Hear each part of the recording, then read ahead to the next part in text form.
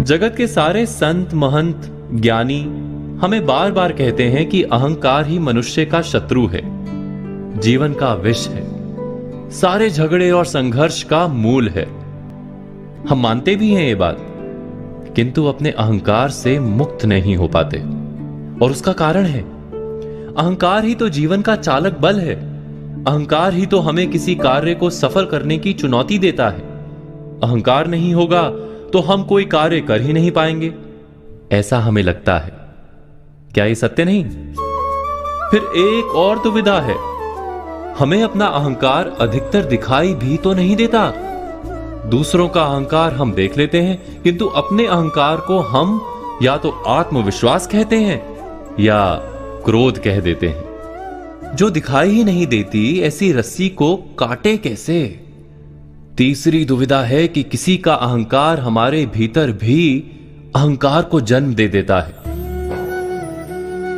तैराक जानते हैं कि छाती के बल पानी की सतह पर गिरो तो पानी की मार लगती है। पानी मार्ग देने के बदले प्रतिकार करता है। तो इस विचित्र रोग से अपना बचाव कैसे करें? अहंकार से छूटना कठिन लगता है, क्योंकि अहंकार के कारण हमें सुख मिलता है। न केवल विजय में सुख मिलता है, बल्कि पराजय में भी हमें सुख मिलता है कि देखो कैसे हमने संघर्ष किया। क्या ऐसा नहीं होता? तो ये अहंकार किस भावना को कहते हैं? जब भी हमें अपने अस्तित्व पर खतरा दिखाई देता है, तुरंत ही हमारा अहंकार जागता है। समाज में एक सामाजिक अस्तित्व बनाते हैं हम, उस पर खतरा दिखाई देता है तो अहंकार जागता है। प्रेम को जीवन का आधार मानते हैं हम, उस पर खतरा आता है तो अहंकार जागता है। संपत्ति और सफलता हमें जिंदा होने की प्रतीति देती है, उस पर खतरा आता है तो अहंकार जागता है। सच है ना ये? अहंकार वास्तव में है क्या? अहंकार ऐसा शत्रु है जो मनुष्य को जगत में अकेला कर देता है। सुख का अनुभव देता है पर वास्तव में दुख से भर देता है। किंतु गहराई से सोचें तो जान पाएंगे कि अहंकार वास्तव में है क्या? केवल जिंदा रहने की इच्छा का नाम अहंकार है। वास्तव में अहंकार जीतने की इच्छा नहीं, जीने की इच्छा का नाम है। इतना यदि हम जान लें तो अहंकार को अंकुश में रखना और अंत में उससे मुक्त होना असंभव नहीं। लेकिन अहंकार के जागने का कारण दिखाई दे, तब हमें क्या करना होगा? अहंकार के जागने का कारण दिखाई दे तो हमें क्या करना चाहिए?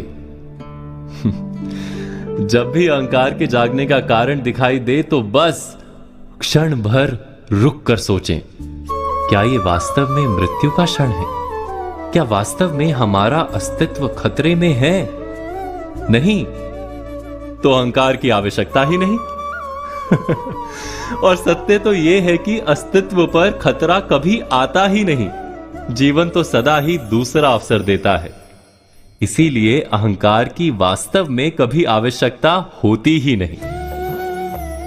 किसी की सफलता या सुख देखकर पहला भाव क्या जागता है हमारे हृदय में? किसी पुरुष को सुंदर पत्नी या किसी स्त्री को सुंदर पति प्राप्त होते हैं, बड़ा वाहन या कोई सम्मान प्राप्त होता है, तब हम अवश्य आनंद तो प्रकट करते हैं। किंतु क्या हृदय नहीं कहता, ये सुख या सफलता अथवा ये वस्तु दूसरे को नहीं मिलती तो हमें सुख होता। उस सुख या सफलता पाने के लिए हमने कभी प्रयत्न भी नहीं किया। उस वस्तु की इच्छा तो दूर, हमने उस वस्तु का स्वप्न भी नहीं देखा, फिर भी मन ईर्ष्या से भर जाता है। हम दूसरों का दुख देखकर आनंदित होते हैं और दूसरों का सुख देखकर दुखी हो जाते हैं। हम अपना सुख भोगना छोड़ ईर्ष्या के कारण व्यर्थ ही दुख माथे पर उठा लेते हैं। तो ये ईर्ष्या क्या है जो बिना कारण हमारे सुख का भोजन कर जाती है? इतना तो हम जान गए कि ईर्ष्या हृदय का गुप्त भाव है। हम लाख समझते हो कि ईर्ष्या उचित नहीं, फिर भी ईर्ष्या जाग जाती है। उसको अंकुश में रखना भी असंभव सा है, क्योंकि निरंतर हृदय में रहती नहीं। ईर्ष्या से छूटने का केवल एक मार्ग है कि ईर्ष्या की जड़ से हम परिचित हो जाएं। इस रोग के लिए समझदारी से उत्तम कोई औषधि नहीं। तो ईर्ष्या क्या है, कहां से जन्म लेती है? क्या आपने कभी इस पर विचार किया है?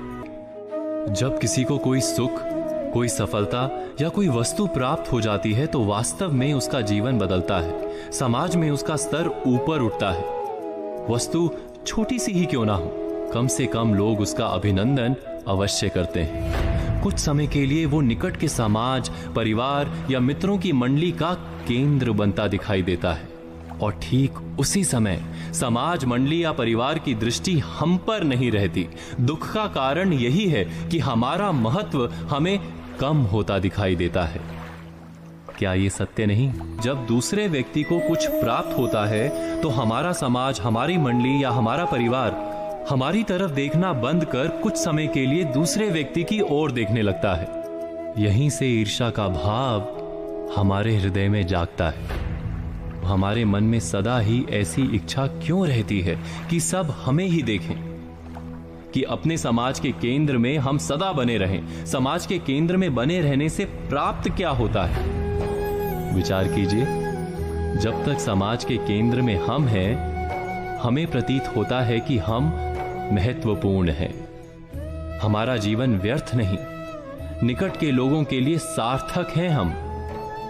वास्तव में हमारी सार्थकता, हमारा महत्व हम सदा ही दूसरों की दृष्टि से नापते हैं, किंतु समाज की दृष्टि में तो परिवर्तन होना ही है। समाज हमारी ओर देखे वो समाज का उपकार है, हमारा अधिकार नहीं। हमारी सार्थकता का प्रमाण जब स्वयं हमारे अपने हृदय से प्राप्त होने लगे, हम अपने जीवन से रस उठाने लगे, अर्थात जब हमारा हृदय आत्मविश्वास से भर जाए, तो ईर्ष्या का भाग अपने आप चला जाता है। ईर्ष्या वास्तव में कुछ भी नहीं, बस हृदय में आत्मविश्वास के ना होने का प्रमाण भर है। कोई व्यक्ति दूसरे का अपमान क्यों करता है? क्या आपने कभी विचार किया है? वैसे तो हम भी बिना कारण बहुतों का अपमान करते हैं। हमारा अपना अपमान भी बहुत बार होता है। संसार का सारा व्यवहार एक दूसरे का अपमान करने पर टिका है। जैसे पति अपनी पत्नी का अपमान करता है, पिता अपनी संतानों का अपमान करता है, नौकरी देने वाला अपने नौकर का अपमान करता है, अर्थात जो भी बलवान है वो निर्बल का अपमान करता है। यदि हम शक्तिमान हैं तो अपमान के बदले में लड़ाई करते हैं, और यदि लड़ने की शक्ति नहीं होती तो हम अपमान सह लेते हैं, स्वयं को निर्बल और असहाय मान लेते हैं। हमें छोटे होने का एहसास होता है। ऐसा प्रतीत होता है जैसे हमारी आत्मा कुचली गई हो। किंतु कोई किसी का अपमान क्यों करता है? जब अपमान होता है तो मनुष्य को अपनी निर्बलता का एहसास होता है, और निर्बलता का बोध मनुष्य को कुचल देता है। वो अधिक से अधिक निर्बल बन जाता है, अत्याचार सहने की आदत सी पड़ जाती है, आत्मविश्वास का नाश हो जाता है। और जब आत्मविश्वास नहीं होता तो मनुष्य शराब और जुए जैसे व्यसनों में सुख ढूंढता है, मन से रोगी बन जाता है। आखिर किसी भी मनुष्य की ऐसी दुर्गति कोई क्यों करता है? अपमान करने वाला वास्तव में क्या सिद्ध करना चाहता है? कभी गहराई से विचार किया है? वास्तव में हम किसी का अपमान करते हैं उसकी निर्बलता सिद्ध करने के लिए, ये बताने के लिए कि हम अधिक शक्तिमान हैं। अर्थात वास्तव में अपमान करने वाला स्वयं अपने आप को शक्तिमान या बलवान सिद्ध करने का प्रयास कर रहा है। अपमान करने वाला हकीकत में अपनी शक्ति से आश्वस्त नहीं है, उसे अपनी शक्ति पर भरोसा नहीं है। दूसरों को चुनौती देकर वो अपनी शक्ति पर विश्वास प्राप्त करने की कोशिश करता है। क्या ये सच नहीं? जब हम किसी का अपमान करते हैं तो वास्तव में इतना ही प्रकट करते हैं कि हमें अपने बल पर भरोसा नहीं। हमें ये संसार एक अविरत संघर्ष प्रतीत होता है, कभी ना रुकने वाली एक जंग सी दिखाई देती है। हम अपने निकट आने वाले सभी को प्रतिद्वंदी मानते हैं, फिर वो पति या पत्नी ही क्यों ना हो। हमें निरंतर लगता है कि हमें अपनी शक्ति सिद्ध करनी होगी, अन्यथा हमारा शोषण होगा, हम किसी के गुलाम बन जाएंगे। किंतु क्या हमने कभी विचार किया है कि दूसरों को प्रतिद्वंदी अर्थात दुश्मन मानने के बदले कलीग मान लें, हमारी सहायता करने वाले सहयोगी मान लें, अर्थात दूसरे व्यक्ति को प्रेम करें तो उसका अपमान करना आवश्यक ही नहीं होगा। किंतु प्रेम करने के लिए आत्मविश्वास आवश्यक है। जिसे अपनी शक्ति पर विश्वास नहीं, वो प्रेम कर ही नहीं सकता। अर्थात जिसका हृदय आत्मविश्वास से भरा होता है, ना वो अपमान करता है, ना अपमान को स्वीकार करता है। क्या ये सत्य नहीं? इस तथ्य पर विचार अवश्य कीजिएगा। अक्सर लोग अपने आसपास की स्थितियों से असंतुष्ट होते हैं। लोगों को घट रही घटनाओं से बहुत सारी शिकायतें रहती हैं।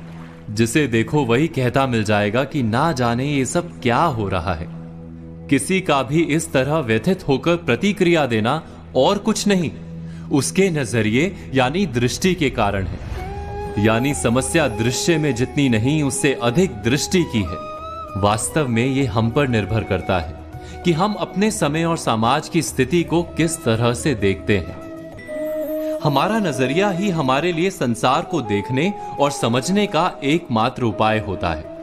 कोई भी घटना हमें उतनी ही प्रिय और अप्रिय लगती है जितनी कि हमारी दृष्टि उसे हमें समझाती है। आपने कभी आकाश में उड़ते बादलों में बनने वाली आकृतियों को देखा है?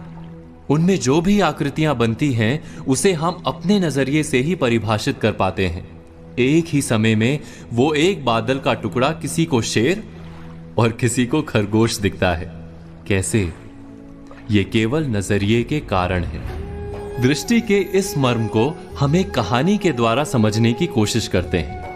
किसी आश्रम में एक गुरुजी अपने दो प्रिय शिष्यों के साथ रहते थे। एक दिन गुरुजी ने अपने दोनों शिष्यों से पूछा कि ये संसार कैसा है, अपने दृष्टिकोण से बताओ। पहला शिष्य बोला, ये दुनिया बहुत बुरी है। जितनी देर की रात होती है उतनी ही देर का दिन। कैसा संसार है, उजले दिन के पीछे काली अंधेरी रात आती ही रहती है। अंधेरी रात को नष्ट करके केवल दिन दिन ही रहना चाहिए, बस केवल उजाला रहे। पहले शिष्य के बाद दूसरे शिष्य ने संसार को लेकर अपना नजरिया गुरुजी के सामने रखा। हर काली रात के बाद एक महाप्रकाशित दिन आरंभ होता है गुरुजी। सूर्य देव संसार को हर दिन नई ज्योति से भर देते हैं। लोग अपने अपने काम पर निकलते हैं। किसान हो, यात्री हो या पक्षी, सब अपने कर्म करते हैं। फिर थककर आराम करने का समय हो जाता है। शाम घिरने लगती है तो हम सूर्य को विदा कर दीपक जलाते हैं और रात में भी उजाला कर लेते हैं। आसमान चमकीले तारों से भर जाता है। चंद्रमा का उदय होता है। रात के साथ दिन का क्रम बना रहना बहुत आवश्यक है, अन्यथा हम प्रकाश का महत्व कैसे समझ पाएंगे। गुरुदेव ने दोनों के नजरिए को समझा। संसार वही एक है। हम इसे कैसे देखते हैं उस पर निर्भर करता है। जो अंधकार को अधिक देखेगा उसे अंधकार अधिक दिखेगा। जो प्रकाश को महत्व देगा उसे प्रकाश अधिक दिखेगा। इसीलिए दृश्य नहीं, दृष्टि को बदलने या सुधारने की आवश्यकता है। इस पर विचार, मनन और चिंतन अवश्य कीजिएगा।